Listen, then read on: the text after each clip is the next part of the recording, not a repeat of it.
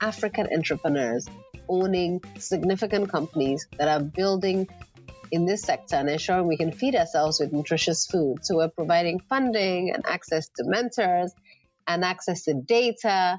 It's a one-stop shop. It's like a LinkedIn, Facebook, and DevEx for ag entrepreneurs to enable them to scale. Hi there, and welcome to another episode of African Business Stories, your insight into female innovators and entrepreneurs building and running businesses in Africa. I am Akego Okoye, and on the show today, a candid conversation with Ndidi Nwuneli, founder of Leap Africa, co-founder Ace Foods, co-founder Sahel Consulting, and director at Center for Memories. We talk about her strong sense of identity, her rage for change, and her burning desire to empower and feed her people. What was it like growing up in an interracial home in Nigeria? Well, the interesting thing is my parents made a conscious decision to raise us to believe that we're actually 100% Igbo, 100% Nigerian as an identity. And it was actually a very good decision because in terms of identity of who we were, we never thought of ourselves as half American, half Nigerian. We thought of ourselves as Nigerian, Igbo. So I think that identity and that sense of self, I think that pride in culture was something remarkable. And it's a gift that my parents have given me. That's such an interesting story. We'll come back to that when we come to talk about your new venture. But still on the background, I read that you went to Wharton for undergrad. Yes. Your first degree, and you you organized the first African business conference. I mean, now there are a dime a dozen, but what gave you the idea at the time to do that? I was really inspired by a group of students at Harvard. My sister was at Harvard undergrad who had started the Harvard African Students Association. It was a very active association. And they had started the first conference where all the schools got together in 1993. So I was really inspired by what they were doing at Harvard. And it was just wonderful. A community, they supported each other. In fact, they met me when I arrived at 16 at the airport in Boston, like 16 of these Harvard students from Harvard and MIT. And it was just a phenomenal community. So that's what inspired me. And then I revived the club. I got us out of debts, cleared our bad name, and we became like a leader. So actually, if you go on the Penn website, it would say I'm the founder, but really I'm not the founder. I just revived the organization. And that was the Penn African Students Association. But when I got to Harvard, it was very clear to me that there was a lot of ignorance about business opportunities in Africa. In fact, in 1997, when we started the Africa Business Club at Harvard, most African students at Harvard wanted to stay in the U.S. They had no interest in going back to Africa. It was a very difficult time in Africa's history. And so I actually was at the Black MBA Association conference, and it was a phenomenal, huge conference. And I sat there with a student from Wharton, MSc, and we said, why can't we replicate this for Africans? We basically were inspired by how well run it was. So we decided to start the biggest Africa business conference, and we would rotate from school to school.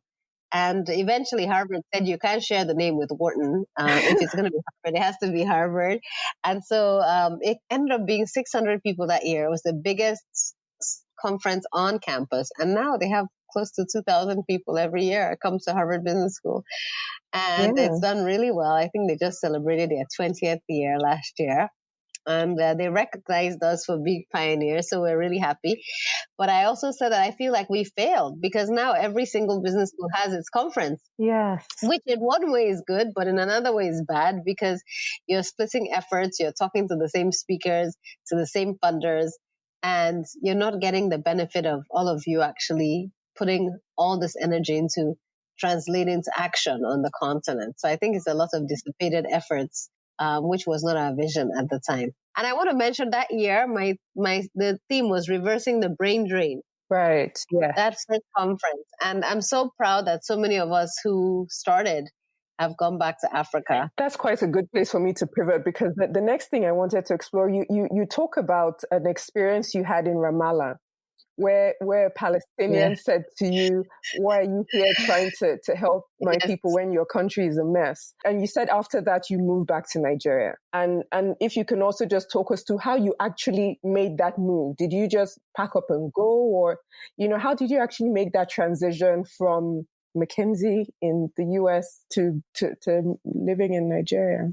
So my story is one of divine intervention, and it's a series of divine interventions, which only God can explain, have been phenomenal. When I was a student at Wharton, I got a DHL package from Nigeria. I was like 19 years old with a job offer for a company called ARM. And they didn't even interview me. They just offered me a job to come and work with them.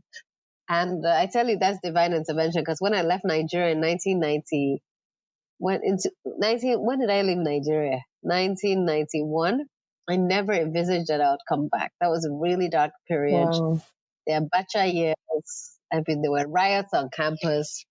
So basically, I never envisaged. That offer was phenomenal, because I actually sent my mom from Enugu to Lagos to say, does this company really exist? Is it a 419?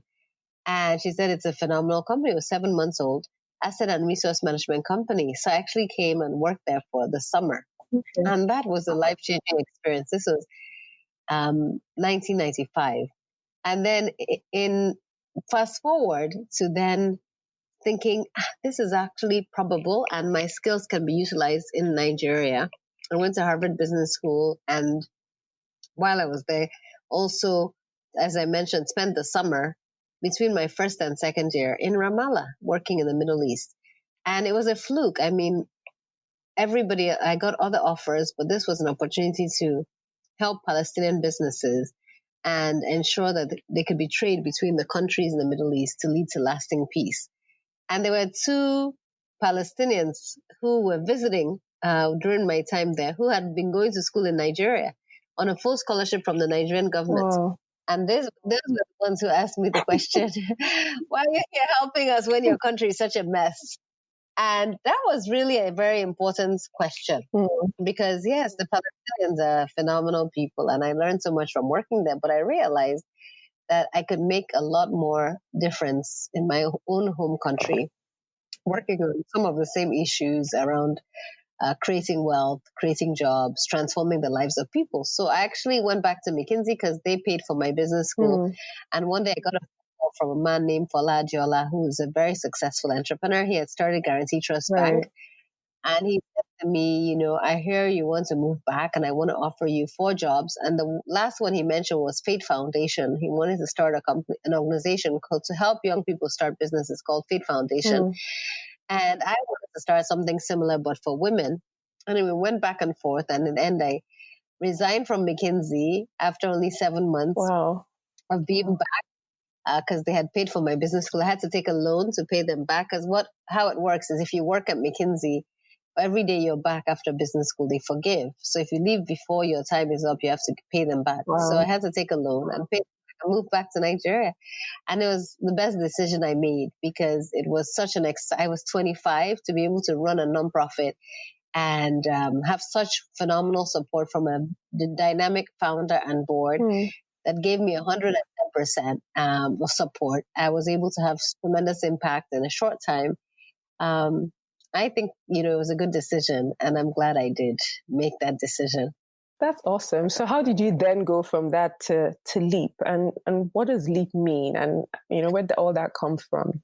Yeah, so basically I ran Fate for 18 months. And when I was back in Nigeria, I met my ex-boyfriend, who actually had met at this conference in 93 at Harvard that my sister organized, if you can believe it. And then he proposed, and then he got into Harvard Business School. So we had to move back to America. So I had to do a very quick succession from Fate. That organization, I thought I was going to be running for the rest of my life. And so when I got back to America, we went to a spring break trip with his class, and it was in Guatemala. I looked out of the window and I said, this country is supposed to be one of the poorest Latin American countries. I haven't seen any pothole. They haven't taken the lights. What's going on here? And that's how I came up with the 4 words: leadership, effectiveness, accountability, and professionalism. And the idea was, we need these 4 critical attributes in the lives of every African. And so that's how LEAP was born. So LEAP stands for those 4 attributes. And what LEAP stands to do and continues to do 18 years later is to inspire, empower, and equip a new generation of African leaders who are dynamic, who are principled and innovative, and who can drive Africa's ascent to a global superpower and shoulder to shoulder with any other continent. So that's how LEAP was born. And right then and there, I came up with this acronym and wrote down the concept notes and shared it with a few people, and the rest is history. How did you fund LEAP? Yeah, so I think with every idea I've started, I've written down a concept note, I've shared it with a few people. And with Faith, we had funding from the Ford Foundation. Right. And so I had built a strong relationship with Ford Foundation. I had also done an internship with them. So when I came up with the concept note, I also shared it with the program officer at the Ford Foundation at the time, who had funded Faith and who had also provided my internship. Her name was Dr. Adiambo Daga. And so she provided seed funding for LEAP for the first 2 years. $250,000 was the initial amount we got. And then we were so fortunate to have support from so many people. I mean, we would send our first newsletter, people would send checks. Dr. Stella Okoli sent a check of 1 million naira. I'll never forget it. The first newsletter we did, I sent it to her. She sent back a check. And people just came out of the woodwork because they were excited about our focus on leadership and ethics and getting young people to be leaders of today and tomorrow. In various interviews, Ndidi has talked about growing up angry and learning to turn her anger into positive change. We spent time talking about her leap from the nonprofit world into for-profit, feeding Africa, the rewards in spite of the challenges of doing business in Nigeria, and leaving a legacy. When you think about the African continent, we're naturally endowed for agricultural excellence. And I've always been interested in food from the perspective of not as a foodie, someone who loves to eat, but as someone who feels there's no reason why anybody on this continent should go to bed hungry. And, I always tell people, how do you know you're called to do something? Just have an outer body experience. Start observing yourself. What do you see? What do you see that others don't see? What do you feel that others don't feel? And I noticed that I would see hungry children. I would not come into a room and see Prada bags or Gucci shoes. I'll see hungry children. On the street, I can't tell you what the difference between 2 cars, but I'll see hungry children. So that became something I became very aware of. The second thing I noticed is that I'd go to countries and I'd want to go into their supermarket to see what they're selling that's from the country. That fascinated me. I wouldn't go to the clothing stores. I would go to the supermarkets. And I realized that we could actually be processing what we eat. 40 to 60% of our fruits and vegetables go to waste. We have some of the highest malnutrition rates in the world. We're net importers of food, and it doesn't make sense. And so this is actually a huge management failure when it comes to agriculture. We've left agriculture to, subsistence farmers and to international traders who are taking advantage of us. And so I felt a calling by God to enter the space. And I've worked in this space now for almost 12 years, full time, in the agriculture and food landscape. And what I've done is build my knowledge and expertise. Anybody can build knowledge and expertise in anything they set their mind to, but they have to focus on it for a defined period of time. And so over time, I feel like I've become more knowledgeable and more confident about my abilities to make a difference in this space. And so we've launched a number of initiatives. We have Ace Foods, which is an agro-processing company. It's 10 years old. We source locally and process for the local market and for exports. And we have a range of spices and complementary and breakfast cereals. And then we have Sahel Consulting, which is my day job right now. And we work across Africa, transforming the landscape. We started off doing business plans, market entry studies, strategic studies, and now we're actually implementing long-term projects in dairy, in cassava, and yam, where we're actually helping start companies or ecosystem solutions. And we partner with government, private sector, development partners. And then our sister company, Sahel Capital, we used to be one company, and that one is a private equity fund, and it invests in agri-businesses. It's invested in shea, in poultry, in rice, in cassava, palm oil, dairy. And then we've just launched something called Nourishing Africa, which is a whole movement. It's a digital company, an online home for 1 million entrepreneurs, because we believe that, if every African just spends $1 on food, you have a $900 billion industry. If we spend $10 on food, you have like 8.7 trillion. And in between there is the truth. Somewhere between $1 and $10 is what people spend every day on food. And so it's World Bank and AFDB estimate that it's $1 trillion industry.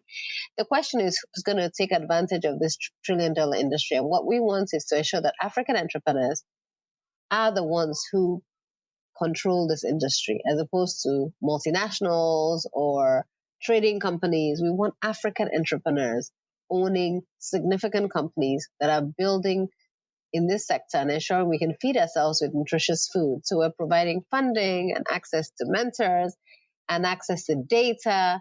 It's a one-stop shop. It's like a LinkedIn, Facebook, and DevEx for ag entrepreneurs to enable them to scale. And that's our newest introduction to the sector. Okay. What did you call it? NourishingAfrica.com. NourishingAfrica.com. Yes. Okay. How many people are on the platform at the moment? Do you know? So far, we have about 300 entrepreneurs who are active users, but probably 800 people who have signed up. But it's new, and we want to get to 1 million. So these entrepreneurs, are they mainly in Nigeria, West Africa? What's the spread? All over Africa now. That's why I was in Morocco, Ethiopia, Kenya, and South Africa 2 weeks ago. I came back last week, and we were actually we have online events. We have podcasts and trainings for them on the pub, but we also have offline events so they can meet each other. Okay. So each country, we're partnering with a different organization. In South Africa, we partnered with Grasa Michelle Trust to have a convening for African women. In Kenya, it was with AATF. Okay. So in Morocco, it was with Maza. So in every country, it's a different partner. Okay, that's very interesting. And the fund, yes. How is that doing? How is that? Because that is something that is of utmost concern on the continent, the access to finance. Like you can have a great business plan, but it always comes down to access to finance. Yeah, it's doing well. My husband runs it day to day. As I mentioned, we used to be one company and we split. So I sit on the Technical Assistance Investment Committee. So that's my link to the fund. But we're actually in 2 separate buildings side by side. And so we have Chinese walls between the companies. But the fund is doing well. And they've invested in about 7 companies. And hopefully they'll be going to start a new fund at some point soon. But this fund is specifically for agribusiness. Agribusiness in Nigeria. Nigeria. Okay, fantastic. Yes. It's called the Fund for Agriculture Finance in Nigeria, FAFIN. FAFIN. Okay. Yes. With regards to agriculture, what was your experience dealing with government agencies like NAFDAC? How have you found working in Nigeria and working across the continent?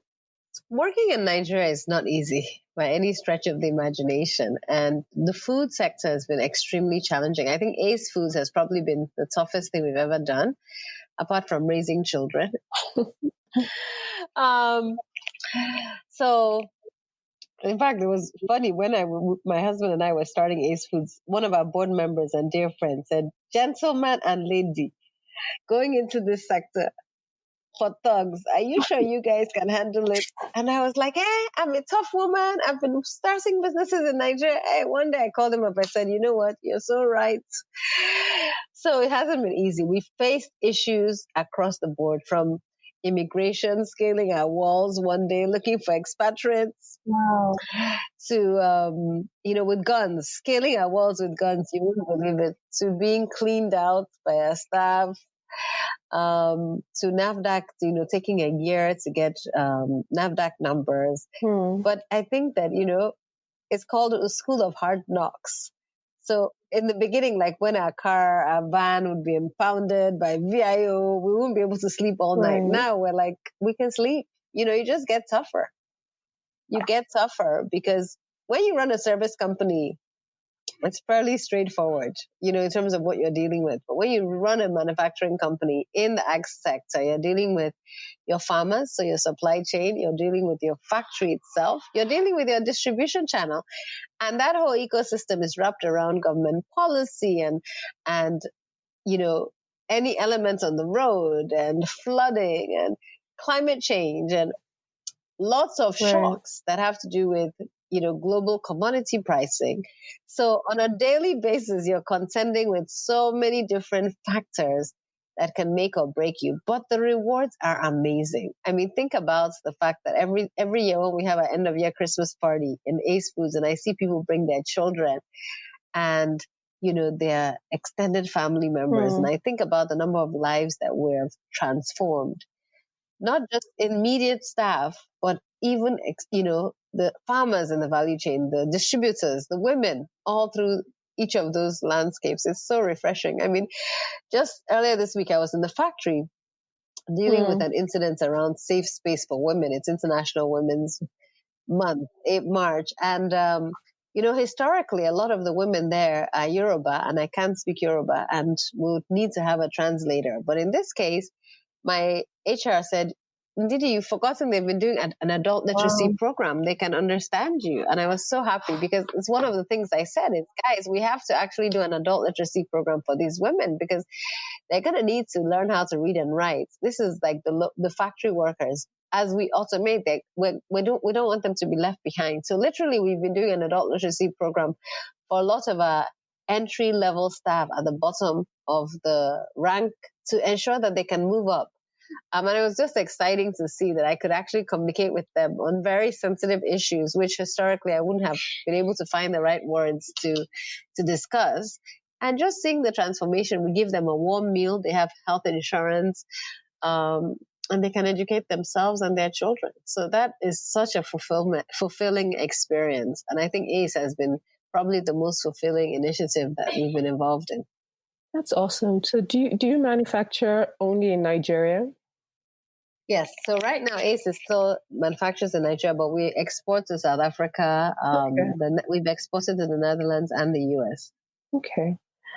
And then that brings me we've come kind of full circle to the whole about your growing up fully and totally Nigerian in a multicultural, multiracial home to Center for Memories. So I'd really want to hear more about how that came about, how it's going, and what your plans are for Center for Memories. Because again, this is in a totally different space, but not something that you're unfamiliar with. In terms of the Center for Memories, so in 2013, I went to a convening in England, and I remember it was like 25 of the richest and most powerful people in Nigeria. I just happened to, have slipped in under some divine intervention. And there were so few Igbos of this 25. There were like 3. And I said, this is not reflective of Nigeria. And I asked the convener, and he said, he couldn't find any Igbos who met the criteria. And I was like, are you kidding? I know so many amazing Igbos. So that led me to create something called Olandibo. So I convened some friends, and we basically said, we're going to bring 100 of the best and brightest first, second, third generation Igbo, wherever they are based, and we're going to bring them together to meet each other and to think about what they can do to give back to Igbo land. They've achieved success. In fact, top 3 in the world in sports, in entertainment, in every field. And we brought them together. The first convening was in Lagos. And at this forum, everybody was supposed to come up with an idea of what they are going to do. And at the forum, a man called Patrick Okibo came up with this idea of an Igbo Historical Society. He wanted to do this. 3 years ago, I was like, Patrick, so many of the ideas that came out of Online Igbo were implemented. And I said, Patrick, what are we going to do about your idea? We have to do something about it. And we came up with, the name Center for Memories, and 5 of us came together and we said, we have to start it. And I basically had to kick everybody in the butt to actually get it started. But it's now started. Patrick is our chairman. We have a very dynamic and distinguished board. And we have a physical space in Enugu, where we have a children's library. We have a monthly books club. We have a monthly lecture series, a children's club that meets bi-weekly. And they've had 3 phenomenal exhibitions. And Ituodi has been amazing in helping us with the exhibitions. The first one was Igbo Contributions to Nigeria and the World. The second one was on Lost Technologies. And the most recent has been on 50 years since Biafra. And we are just so delighted. We've also curated a movie in partnership with Eddie Kiezo that's focused on 50 years since Biafra and the Biafran War. And it's been life-changing, not just for the board members, but the beneficiaries. Every day we get emails from school owners, from youth groups saying, thank you for what you're doing. Thank you for enabling us to understand about our history, our culture, and both restoring our pride and also teaching us critical values. And I'm in legacy mode, and I think all the board members are in legacy mode. We have children. We see the next generation coming after us, and we know that we will be held accountable for what we teach them or what we fail to teach them. And so I'm really optimistic about the infusion of culture and heritage, and really the collective action that has produced the sense of our memories. That's awesome. So what's next for Ndidi? Well, as I said, I'm in legacy mode, so I'm just letting God dream for me. I'm currently working on a book. Oh, great! On how Africa can feed itself and the world, and what it will take for us to get ahead of this issue. Really focus on the role of entrepreneurs. I'm doing a fellowship at the Harvard Kennedy School. Sahel is 10 years this year, so we'll launch the book at our 10th anniversary. Congratulations! Thank you. But apart from that, I'm just trying to be my best self and be used of God. Be a great wife and mom and daughter and sister, all the many hats, and also just inspire the next tier of people to take over the organizations that I've started. I'm very happy that LEAP is being run by a young, dynamic team. I just sit on the board. Ace Foods the same. I sit on the board, and I'm trying to get off many boards and to get Sahel off and running on its own as well. So are you no longer angry then? I'm still very angry. Yeah. Every single day I'm angry. In fact, I was angry about Nigeria earlier this week. I'm sure you've been following what's going on in this part of our world. But, yeah. We really have so much work to do. And, there's no time to waste. So I am still angry. But what I'm doing is creating an army of change agents. So with everything that I start, my calling is to be an enabler. I start things for other people to take to the next level.